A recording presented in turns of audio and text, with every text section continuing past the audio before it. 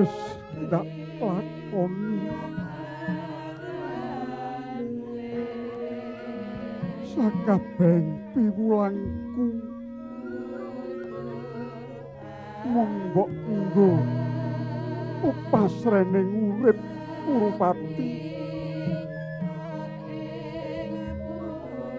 Iki perang pengadilan, perang ingkang dadi prabot Bisma dudu Pandhawa, aku dudu Kurawa. Nanging aku lila mati ora, urip ya ora. Mapan ana pucuk ing tumbak sewu. Ayo kowe tak sekseni Kurupati, tak sekseni. Aku kepengin weruh sepira jejeking tekadmu kowe Duryudana. Oh.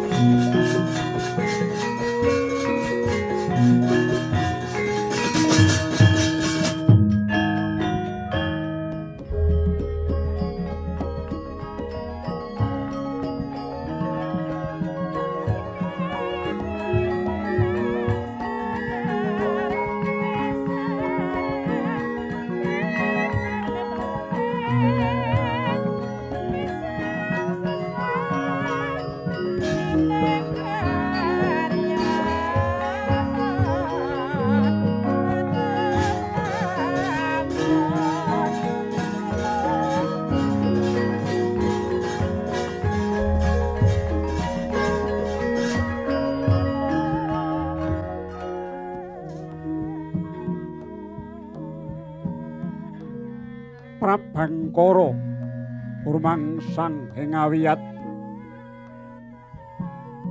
tinampak mendung tumiyung idri jagat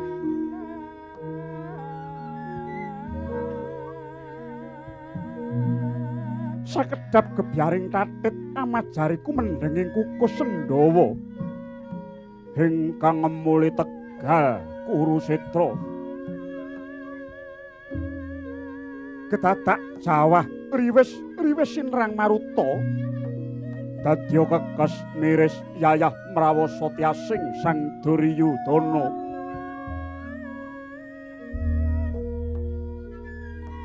ajanging paprangan lejeg jeblok gembel gegilani labetoya ingkang miliwus campur getih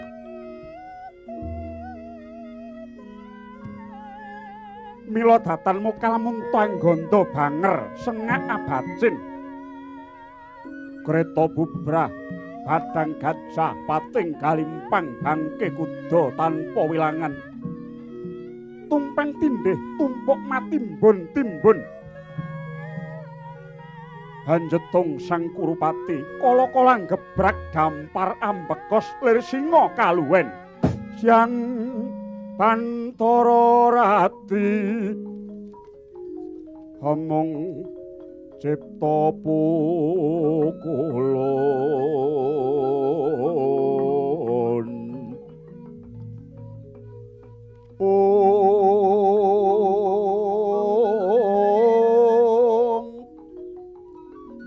tanuliwan kaeksi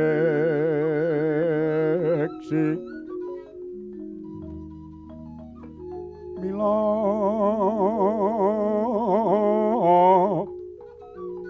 katur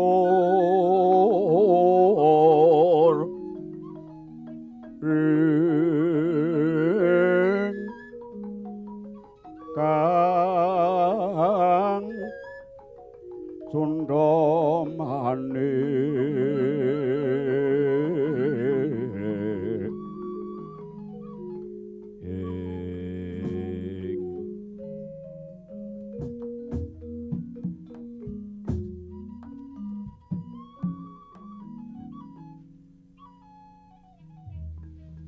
Rama dewaning sun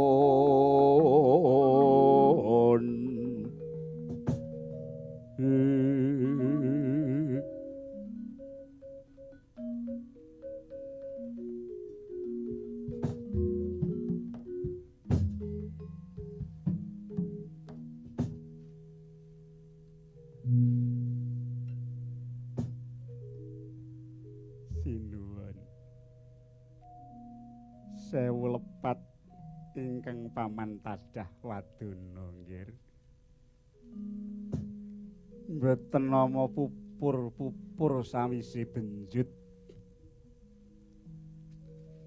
kula ngertos penggalih paduka wekdal mangke nedeng rengka kawuran gela barisan ngestina kantun sak bergodo menika kemawon sampun kathah ingkang sami ciri lan cacat nanging mbok inggih henget paduka menika Nalendra Gung Binetara dasaripun satriya adeg-adeging darah guru saupami tiyang nyabrang lepen mekaten paduka menika sampun wonten tengah benawi. Majeng inggih teles menawi wangsul inggih namung badhe kebes. Nuwun sewu lajeng ginanipun menapa dadak mawi awas kuwatos dirgama sangga runggi nggih. Kaya dukun ngramal. Sampeyan iku jane menungso napa kewan? Iso gelar ning sampeyan boten iso gulung. Nuwun sewu. Menapa kirang setya bekti kula dhateng paduka anak Prabu? Sak klebatan. Sampeyan niku wong tuwa dasare patih, setya bekti dhateng ratu. Ning bareng tekan Ndata kepyak Bratayuda Jaya Binangun. Uripku mbok lorobke nyang jurang kasangsaran. Patiku mbok sengkake manjing neraka jahanam. Nuwun sewu nggih. Mawi dasar menapa kula kok ngloropaken paduka dhateng kacintrakan? Wis genah. Nek biyen-biyene kula mboten mang tabrake kalih Pandhawa. Urip kula mboten badhe kesurang-surang. Bareng dadi Bratayuda Jaya Binangun. Upama sega wis banjur dadi bubur. Aku lagi krasa yen kliru nggonmu momong Kurawa. Nyatane dina iki saben ana senopati maju, bali mung karyaran. Senopati mangsah perang, bali dadi gotongan. Sumber kacintrakan niku mung saka pokal sampeyan. Nuwun sewu. Saenget kula wiwit kula suwita wonten Ngastina ngriki menika mboten kendhat mikantukaken paduka sekadang nggih. Wiwit jaman lampan pendadaran siswa Sokalima ngantos Pandhawa kelampan brindili wonten ing kesukan Dadu. Kabucal dhateng wana Kamiyaka kalih 11 taun lamenipun. Sedaya lelampan kala wau mbuktekaken sepinten setya bekti kula dhateng paduka sekadang. Nuwun sewu. Kula wonten ngriki menika pados menapa to nggih? Jabi. Kula nderek mriki menika pados menapa?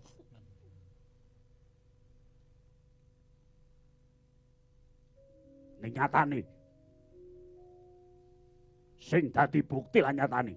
Lho, nyatanipun sinuwun sampun ngraosaken mukti wibawa. Mukti ngawibawa keceh bondo donya 3 taun lamenipun. Ngginakaken panguwaos sakarsa-karsa. Nek ana penake padha dirasake ning bareng kahanan geger dadi bruk aku. Nuwun sewu mbok ingkang adil. Nuwun sewu ingkang adil nggih. Paduka Nyakrawati Mbau Denda menika menapa mboten saking woh eguh pertiklipun ingkang pamaning Plasa Jenar. Ning niku eguh pertikel sing boten tuntas. Lah. Tuntas kalian boten niku mung saka ngendi nggone nyawang rak ngaten. Nek pancen sampeyan wong julik, mestine kudu bisa gawe pertikel mulih Bratayuda Kurawa bisa nukup kamenangan.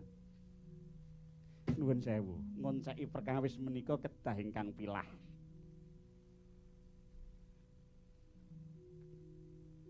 Bratayuda menika Kurawa kasuran mboten sabab kula ingkang dados sumbering kacintrakan menika mboten.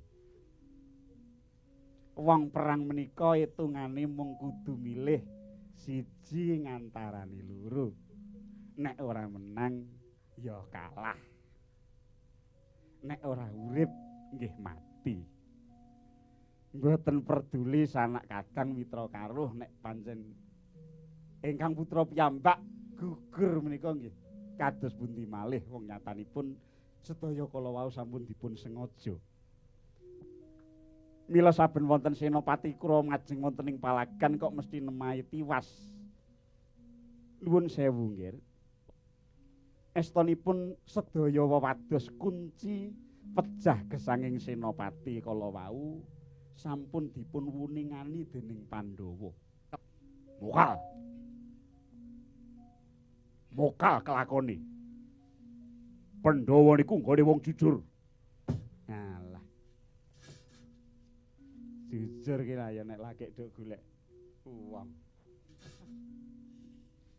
Nyampun do lungguh teng kasatriyane nggih lali niku napa. Niku nek Pandhawa mboten jujur nadyan jujur pisan nanging estonipun wonten ingkang bocoraken wewadi menika malah nuwun sewu menika saking barisan Ngastina piyambak nggih. Sampeyan ampun ngayawara. Kula menika tiyang sepuh ingkang kula aturaken sedaya namung adhedhasar kasunyatan. Wontenipun barisan Kurawa keseser jalaran paduka sinuwun nuwun sewu tasih kepareng ngemuli wisa. Ketingalipun boten sepinten nanging jebul wisa kala wau neniwasi. Sapa sing mbok karepake? Nuwun sewu. Garwa menika saged dados margining mulya. Nanging saged ugi dados dalaning pati nggih.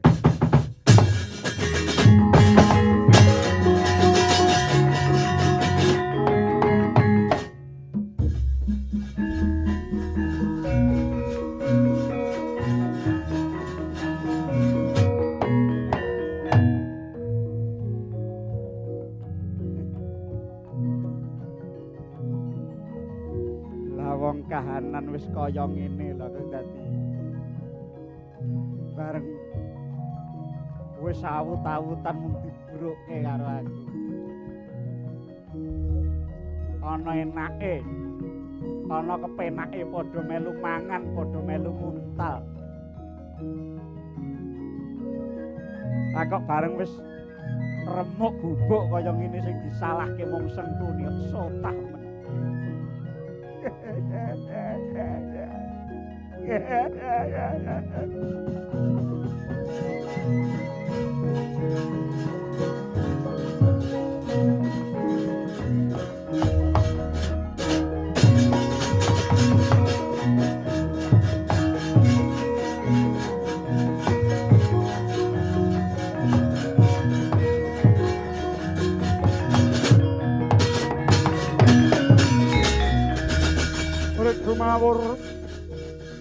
Mangawur-awur wurahan pengaraning ajurit gong maguru gongso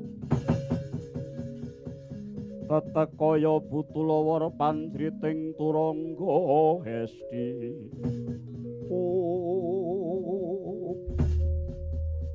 dari kula wonten dawuh Sang Adipati iki wis tekan pasanggrahan. Nggih sampun. Ndi? Anakku lanang Jaka Pitana ndi? Nuwun sewu mboten wonten Kakang Adipati. Sing ana menika Rayi Harya Suman. Sengkuni? Inggih. Ya ben Sengkuni. Kon maju mrene. Sengkuni. Suman.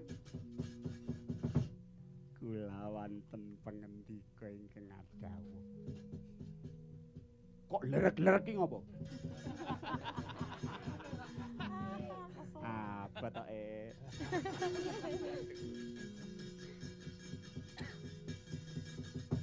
Upama jagat iki ana Sengkuni genep 4 donya iki kiamat.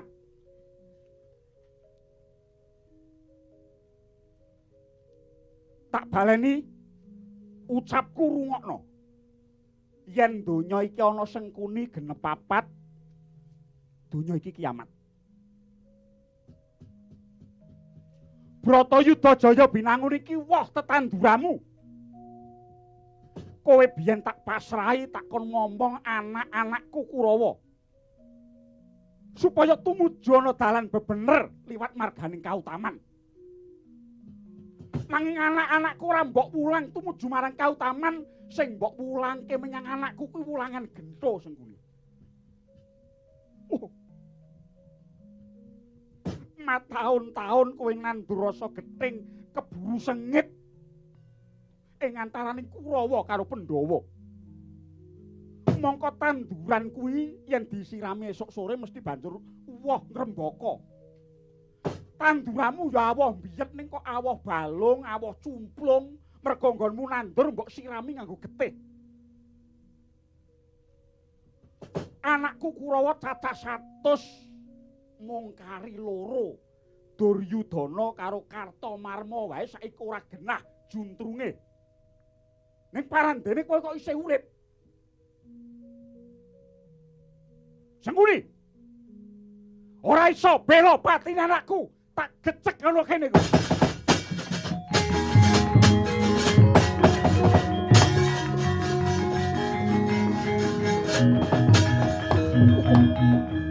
Dari ketan. Tumpuk matumpo lelakon iki. Anak pirang-pirang mung dadi pancataning kuwirangan kreteking pangrusak. Oh piye? Piye? Nggonmu anak-anak piye Gendari?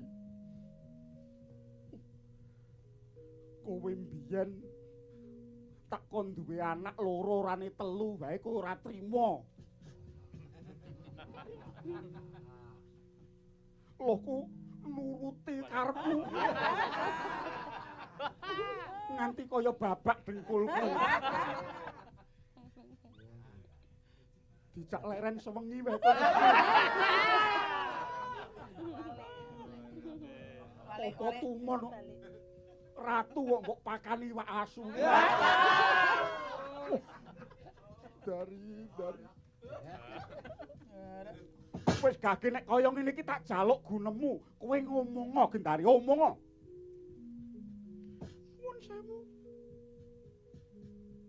Nuwun sewu. Ya piye gunemono? Wonten salebeting Bratayuda Jaya Binangun menika inggih sampun ngundeh-undeh, sampun ngundat-undat. Lalampahan ingkang sampun kawuri. Monggo sami meminta panguwasaning Dewa Agung kewala mugi-mugi tansah manggih raharja ingkang putra Kurupati manggih jaya wonten salebeting paprangan. Wong njaluk slamet, wong njaluk lulus raharja ki yen tumindake bener becik. Wong mursal kono njaluk slamet ki slamet apa?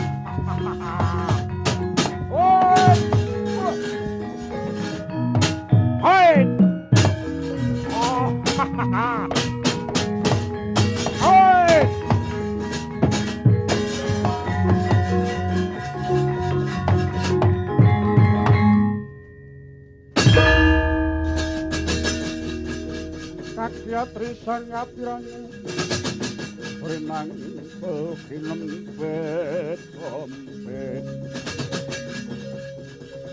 dosa ngertnaning bawana joki tukang walang ati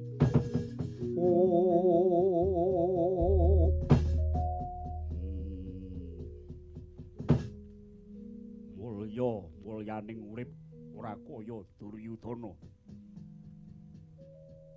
lungguh dampar kemul bondo disunggi-sunggi disunggo-sunggo sadawaning pangwasaku mung tak iseni suka parisuka dahar mirasa sumanding wiramaning gending nggonku nguja urip nganti kaya disuntak hukuming negara laku ning peperintahan kabeh tatananing urip wis tak inger supaya kabeh bisa nuruti karepku yen perlu wong sak jagat tak kon ndodhok ana ngarepku kelakon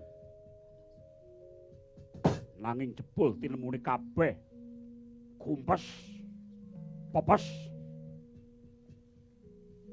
mergo sigaraning jiwaku tak tresnani lahir batin dinemune kaya jati ketelusupan luyung kaya ngingu tumpringas nandur kemadoh ana peturon wis cetha godhonge gateli tenan tobat ora ana gluduk ora nodan king menapa paduka ngendika mekaten najan kaya ngapa nggonmu nyingetake wewadi nanging wis keweyak saka petungku sing genep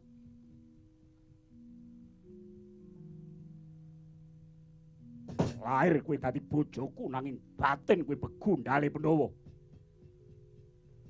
memper yen senopatiku padha mati pepundhen ingkang padha digdaya nanging nemahe tiwas wewadi glaring perang ingkang wis mbok wenehke menyang Pandhawa mangke ora usah wangsulan anak nggonmu gembol dhewe Lesmana mati susah nek susah neteske loh wae ora bareng Abimanyu sing mutar kowe gulung koming wiwit tumapak Bratayuda dongamu ndremimil Bratayuda Pandhawa unggula Kurawa mutare mung kari esuk apa sore wong padunan mbok terusake nggonmu ndilati tungkake Janaka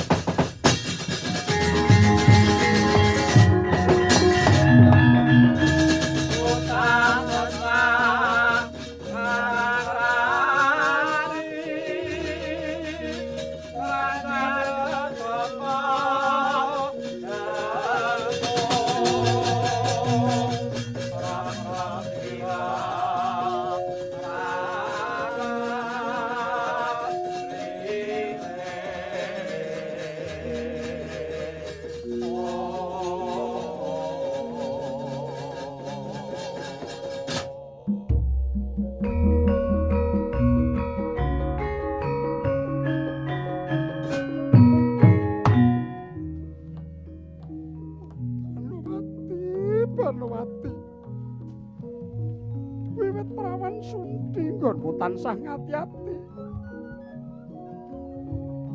nganti gerang kowe dipek wong lanang esuk sore nggonmu tansah setya bekti nanging parandene tinemune mung sarwa pait mung sarwa getir oh inggih matur sembah nuwun mboten sisa kapepanjang kangge nedahaken sapa sejatine Banowati Pandhawa ayo nono Senopati Ngastina iki Banowati. Banowati.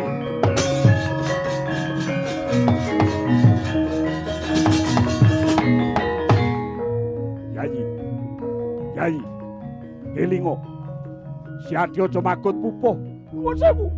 Sampun dipun gondheli tangan.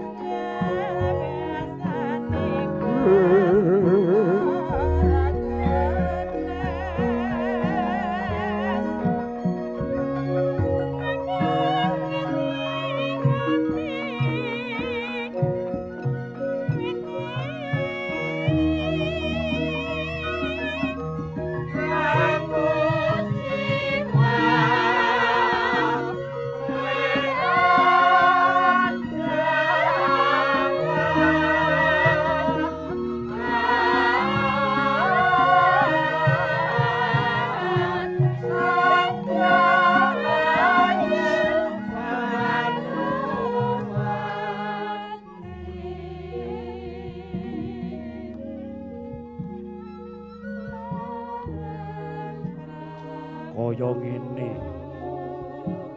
rasane wong peteng kaya ngene rasane wong bingung Panwati jagat kurupak atupat peteng karo padang mung saka woh tandurane dhewe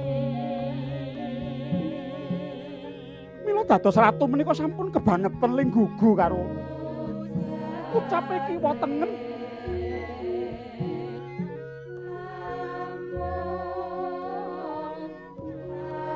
Mung duwe pat cilik kaya klinthah ngono kok. Kebangetan ling gugu.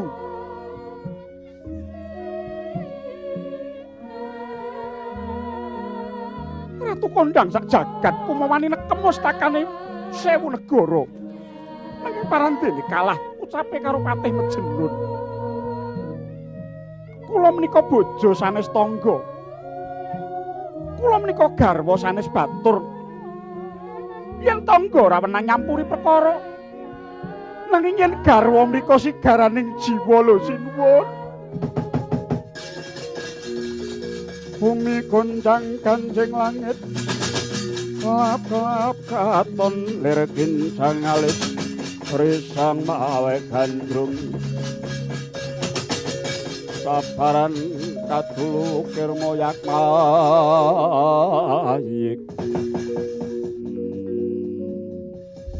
Panwati kaya gegugah rasaku pirang ewu kang padha bela keluhuraning Kurupati pirang yuta jembangan yen diwadahi Getihing Senopati ing kabeh mau padha ngluhurake Duryudana ing atase mung wong bela wae nganti diodol-odol gagak bangkene apa sing dibelani mung arep enak-enak ora dina iki pun Kakang minta pamit Duryudana bakal mangsah perang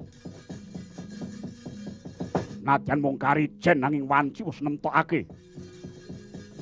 Pandhawa tak glandang ora wurung ngatang-atang dadi batang.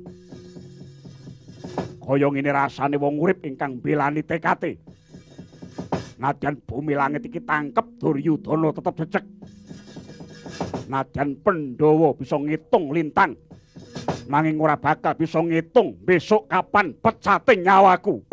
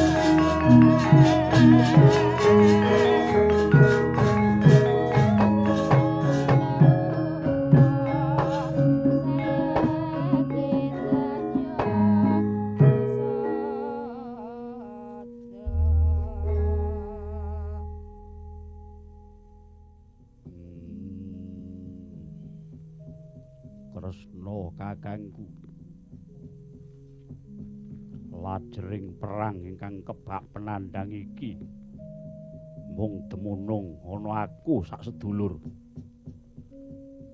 Upama biyen ora padha ngudi balining kawibawan, tak kira ora bakal kedadian kaya ngene akeh ing bebanten. Werkudara, mbok wis Yayi. Sing wis ya wis. Ana unen-unen wong kuwi sok gelem rumangsa. Rumangsa iku lawang ingkang tumuju marang benering bener.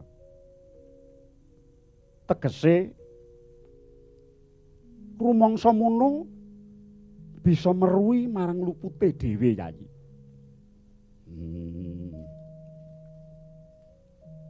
Luput nggon ngendi?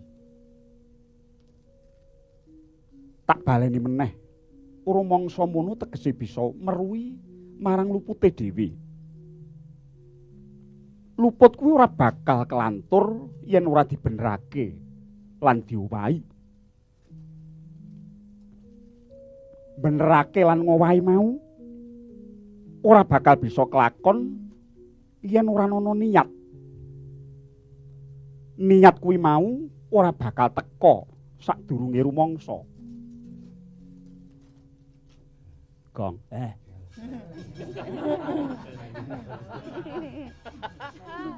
Ora sikilmu ki mbok blebet ki ngopo.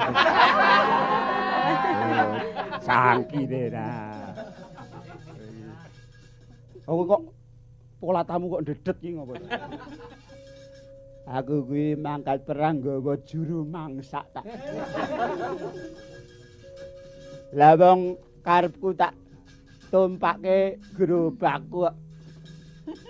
Wong juru mangsak papat kok numpak gerobakku moko lemu-lemu kae iki. Bareng diunggah iki malah jaranku mati. Oh wandamu. Anek kowe mung gagas nut. Nut wandamu ra. Kapan rampunge perang iki? Yayi, sing waspada lan ngati-ati.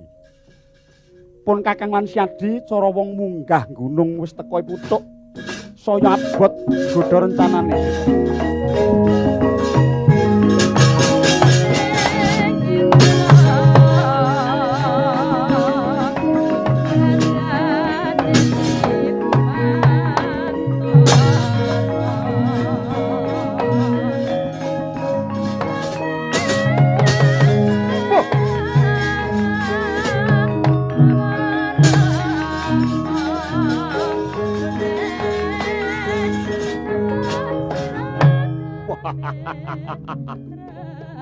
Sopo iki? Setyaki kowe sopo? Saka Plasa Jenar Raden Hangga Jaksa. Panggah tanding aku. Sak gendhingmu tak ladeni. Has. Hoi.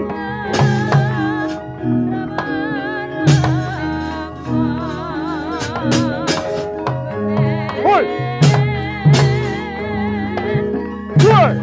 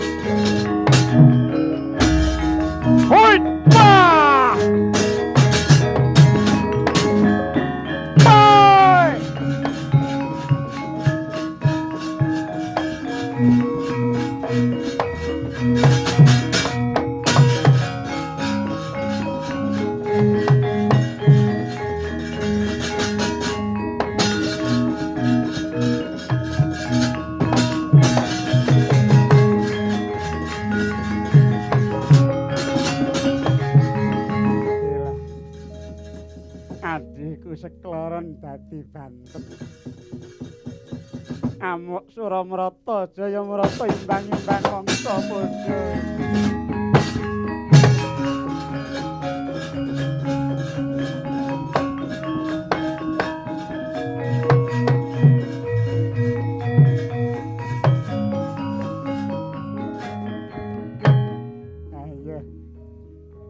Werkudara iki wanci sing mbok enteni.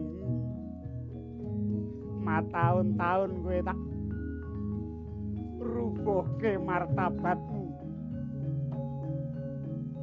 Pirang-pirang kahanan dadi tandha yen to sejatine sing unggul kuwi Kurawa. Cangkeme.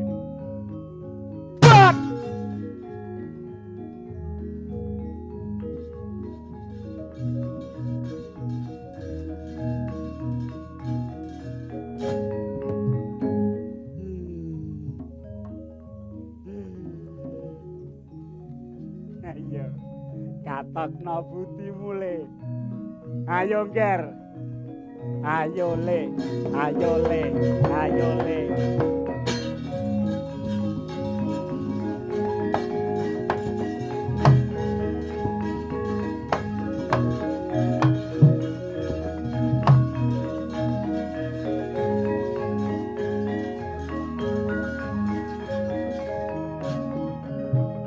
Katokno butimu ayo. Milya leganing atiku. Ayo le. Ayo sak katokmu nyoh milya.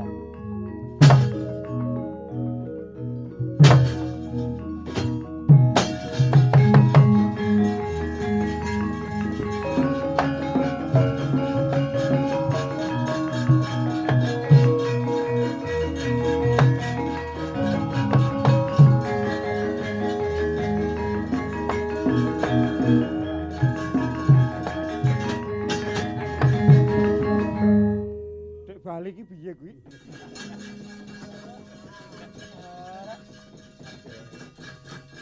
Wah. Wis. Kan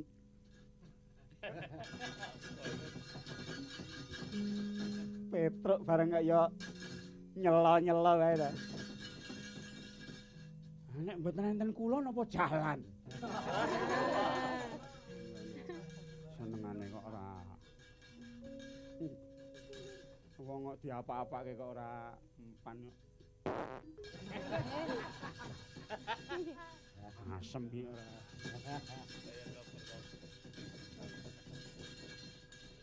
Melelek. Oh.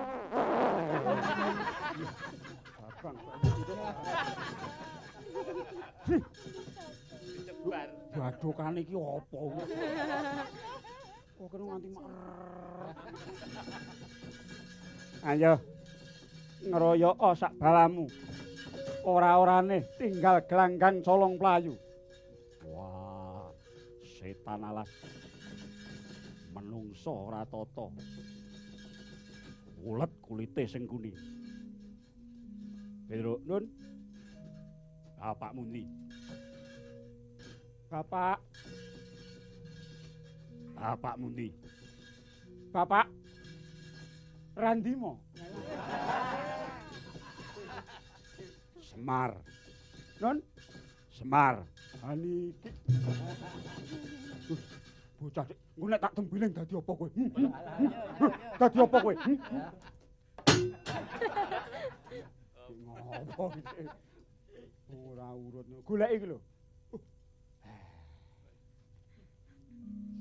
Menapa? Ngubengi. Iki kok sarep klincucul ae ora. Kaene barang. Sengkuni ora bisa mempan. Tak tujah kuku. Niku mboten tedas tapak paluning pandhe sisaning Gurindha. Sebabe nalika Lisah Tala dipun bucal kalian Sinuhun Dasarata rumiyin wonten ingkang wutah wonten Jerambah kangge gulung kali Sengkuni. Kawratan saranduning batan ning wonten sela-selaning batan ingkang boten kenging lisah tala ingkang dayanipun teguh timbuling payudan inggih menika mapan wonten ing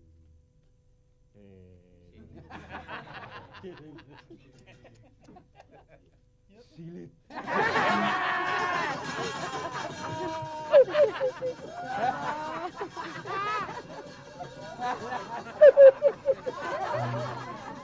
Wah, tempiling mawut kula.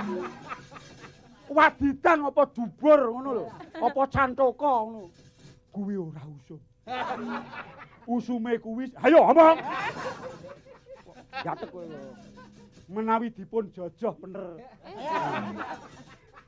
Yen ayo muni neh. Mati.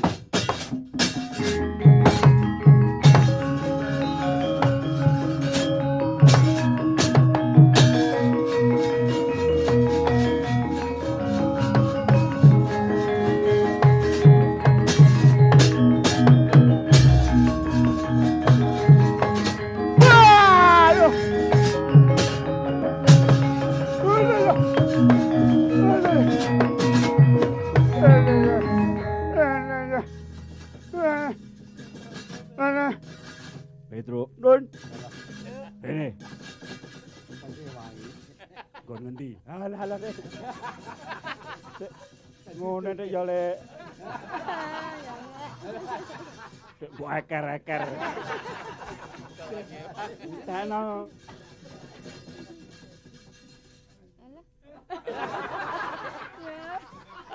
Dek enek telapukan. Wan kamu lah. Sambato wong tuamu. Iki dina antakamu kang ora bakal ngambali urip meneh.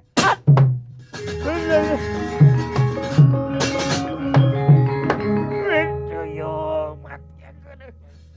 Walah yo. Rasane kok kaya.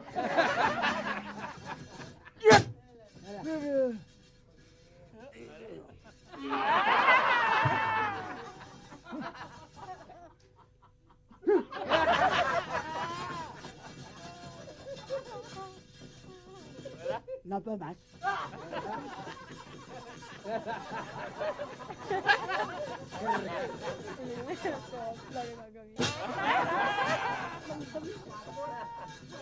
Mati kong. Kelatihan saya, kelatihan putih, kelatihan saya, kelatihan putih, kelahiran kesanggar.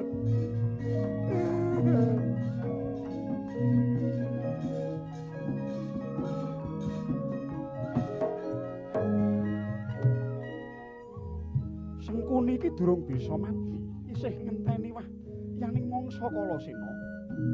Kelatihan sae, kelatihan suci.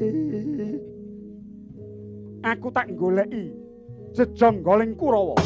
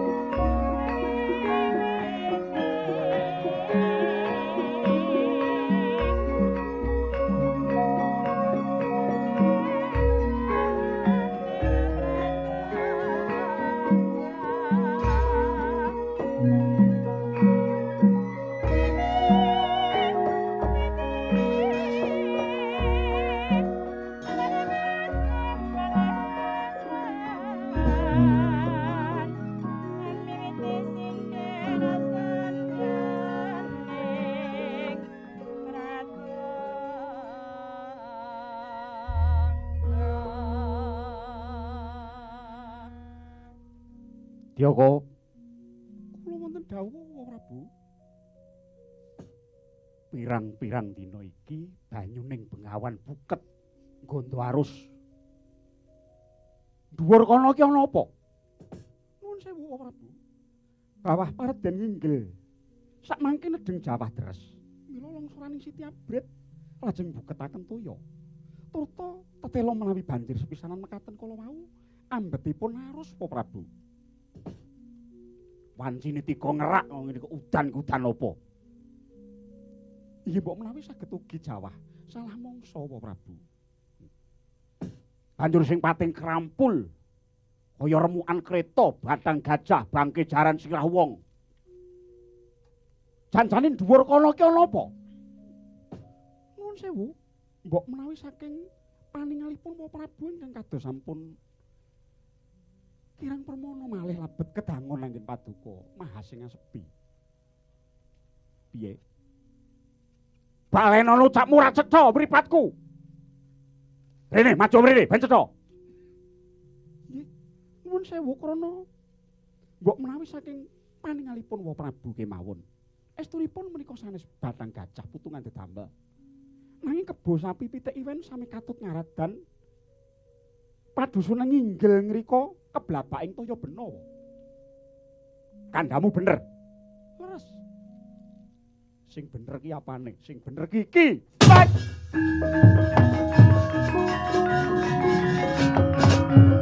Ayo le binatang. Wong tuane karo anake padha dene ngapusi Ratu Pandura. Bratayuda dadi, piyak.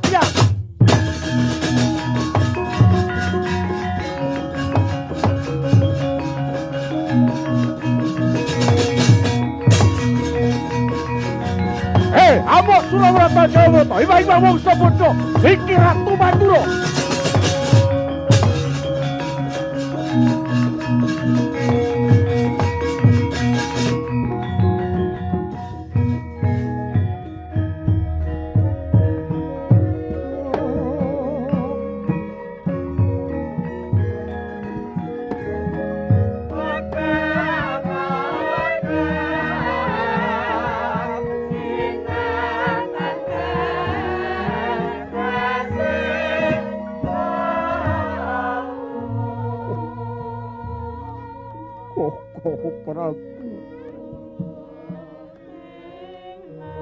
Koko Prabu, kula nyuwun pengayoman. Ludes keles umpes tapis tanpa sesa. Bratayuda dumados Kurawa namung kantun kula piyambak. Kadang kula Yayi Kurupati pun kakang minto aksama dene randhat sowan kula inggih labet kula kapus krami. Pun kakang boten badhe negakaken dhateng jengandika Yayi Prabu. Sawetahipun kula badhe ndombani kepareng paduka Yayi. Koko Prabu, niat kula sampun kenceng. Negari Ngastina badhe kula totohi gumlundung ing sirah kula.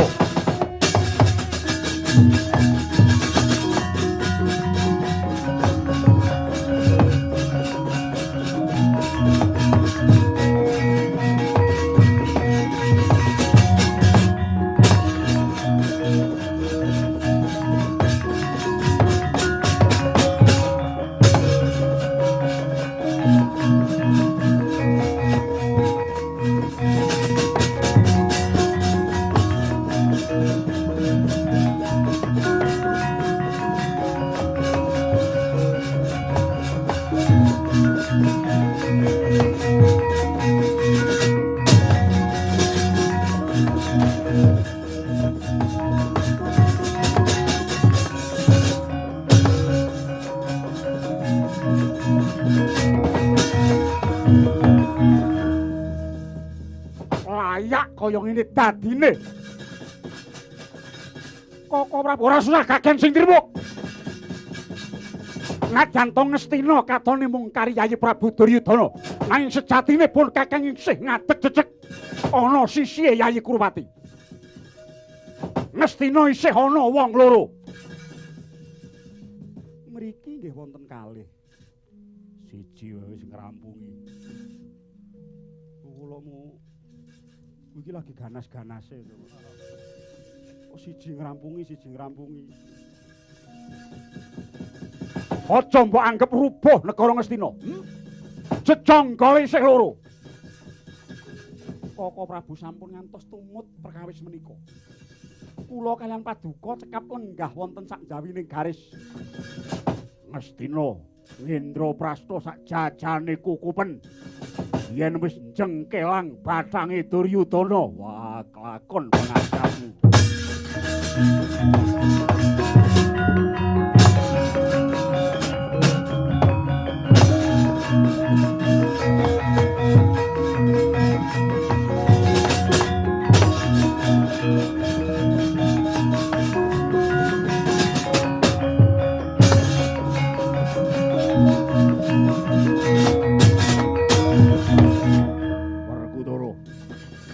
Sawangen sing cetha aku sapa? Wah, kowe Duryudana kakangku. Kakangmu kena. Sedulurmu gelem ning sejatine mungsuh. Penandhang iki kudu rampung. Rampunge mung ana aku lan kowe. Kelakon pangajapmu.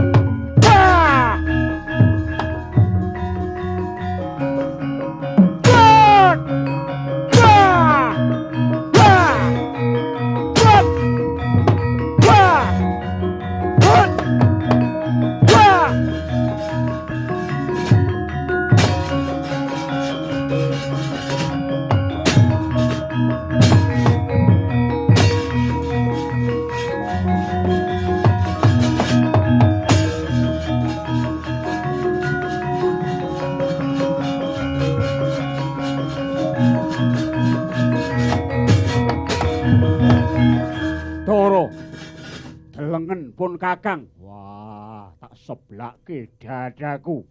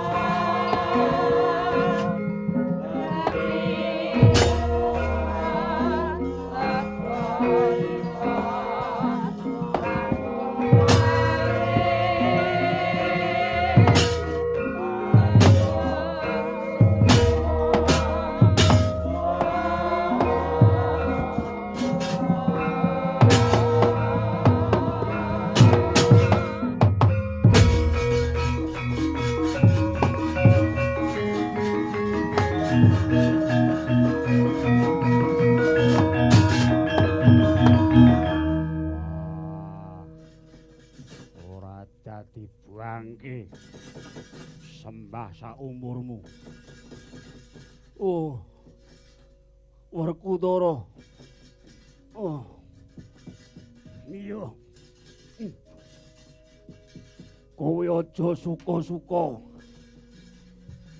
Aja seneng-seneng. Mestina ora bakal mbok kukup kanthi becik. Bondo donya wis tak awut-awut. Kowe mung kari nemu remukan. Kukuming praja wis ora bakal dipercaya meneh. Mergo kabeh wis tak obrak-abrik. Wah, kowe wong pengung, wong mejenun.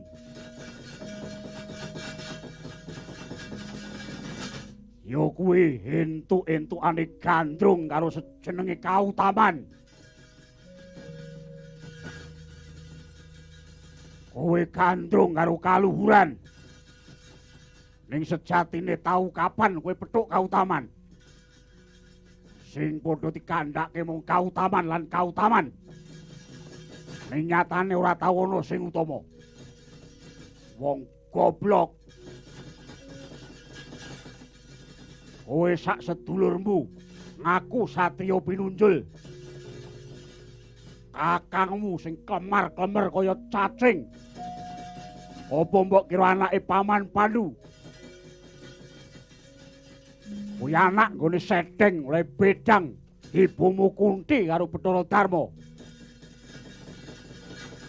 Klebu kowe. Kowe kuwi bocah sing ora kalah. Anak ibumu patutan karo Bathara Bayu. Tegese kowe kuwi anake wong pelanyan. Wah, cangkeme.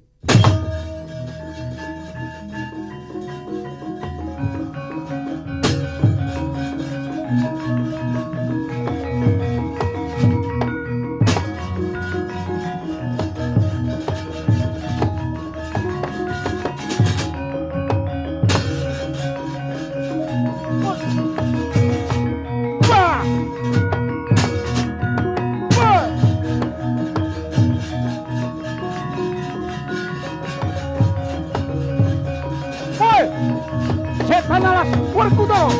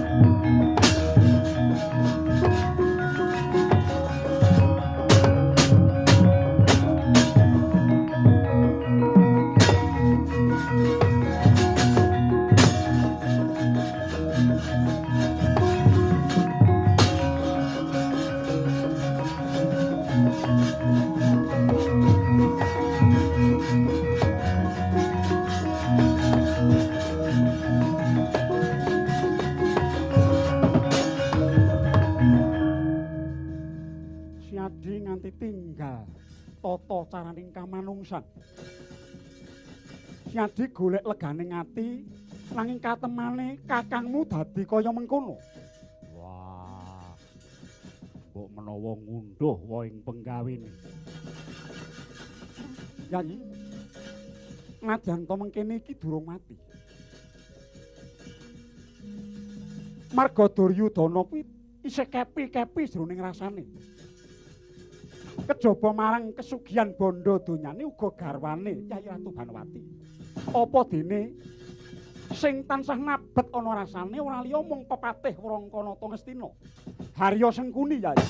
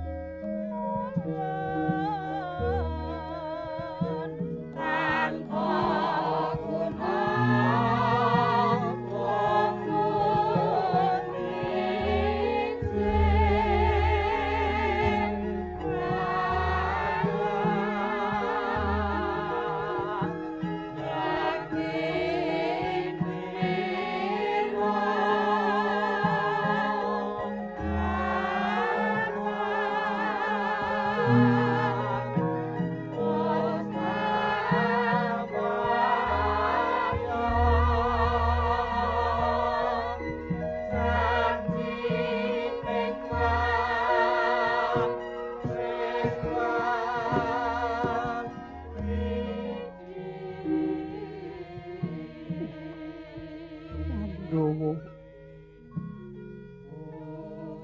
iki golek bener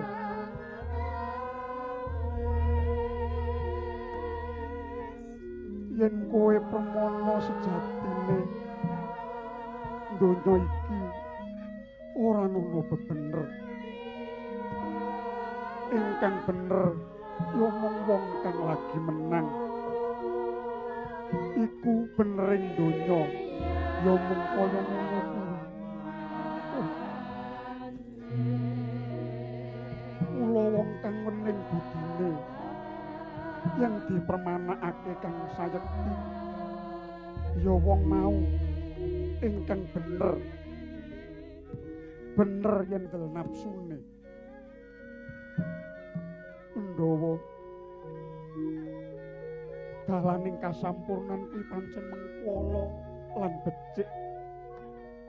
Ning kowe kudu eling. Najan kasampurnan kuwi mengkola lan becik, nanging sejatine dalane ya mung becik tok. becik. Ora kasasapan ing Allah.